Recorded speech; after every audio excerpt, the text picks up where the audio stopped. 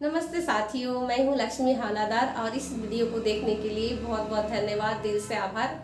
मैं आपको आज एक चीज़ मैं बताने आई हूं। सब लोग आज व्याकुल है और क्रेज़ बढ़ा है कि सब अवचेतन और चेतन मन के बारे में जानना चाहते हैं। तो अवचेतन और चेतन मन ऐसा है कि आपको अगर चेतन मन के बारे में जानना है तो ये अभी हम जाग रहे हैं, बात कर रहे हैं, सारी चीज़ों जब कर रहे हैं, जब हम सो के उठते हैं उस समय से लेकर हमारी जो भी काम होती है दिनचर्या में, दिन भर की जो हमारा काम रहता है, और उसके बाद जब तक हम नहीं सोते हैं तब तक हमारा जो चेतन मन है वो काम करता है, वो जागृत रहता है। क्योंकि हम अभी बात कर रहे हैं तो हम आपसे बात कर रहे हैं तो जागृत है। तो इसे कहते हैं जागृत मन। जिस जागृत मन से हम तर्क भी कर सकते हैं, किसी से बात करते हैं, हम डिसीजन भी लेते हैं, ये सारे चीज़ें जो है ना वो जागृत मन से ही होता है। दूसरी होती है अवचेतन मन। अवचेतन मन को उसको कहा जाता है जब हम रात को सो जाते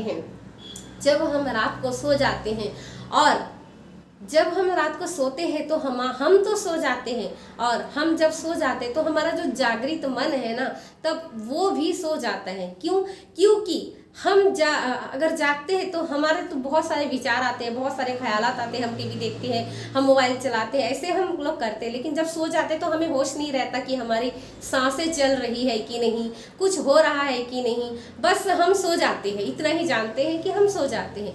लेकिन जब हम सो जाते हैं उस समय जो अर्ध जागृत मन है, जो सबकॉन्शियस माइंड है हमारा, वो क्या करता है, वो ज़्यादा काम करता है। क्योंकि आपने कभी सुना होगा कि डॉक्टर कहते हैं sleeping is equal to healing. क्योंकि जब हम सोते हैं ना तो ये जो बॉडी है, ये बॉडी जो है ना प्रिपेयरिंग का काम करता है। ये बॉडी जहाँ जहाँ कहीं भी कोई भी प्रॉब्लम है तो वो प्रिपेयरिंग का काम होता है। कभी आपने सोचा कि वो प्रिपेयरिंग करता कौन है?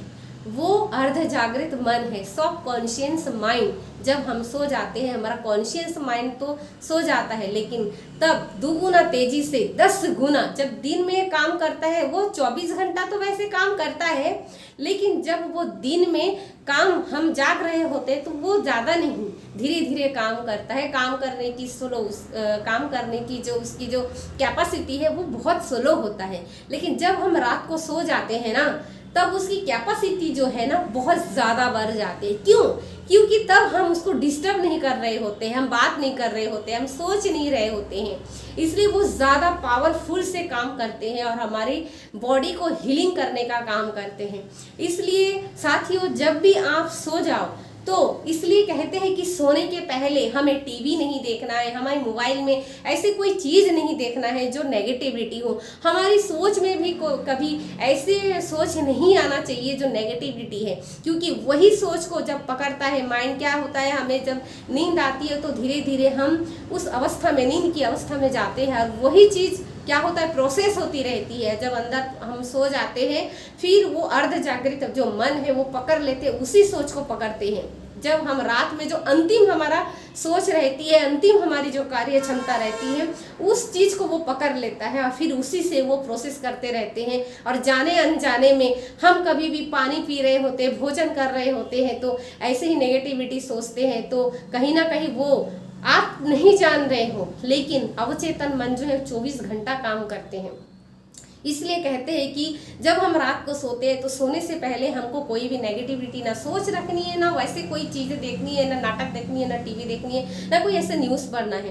तो दोस्तों, ज़्यादातर अपने ज़िंदगी को कैसे चाहिए, आप अपने लाइफ में क्या चाहते हो और आपके लक्ष्य क्या है, आप लक्ष्य तय कीजिए और एक बार आप उस लक्ष्य के बारे में सोचिए और उसको सोचते हुए आप सोइए। आप देखेंगे कि रात को जब सोएंगे ना तो ऐसा लगेगा कि सिर्फ आपके माइंड में उसी लक्ष्य, वो जो लक्ष्य के बारे में आप सोच कर सो रहे हैं ना, वो लक्ष्य आपके माइंड में चारों तरफ क्या है ना घूम रहा है।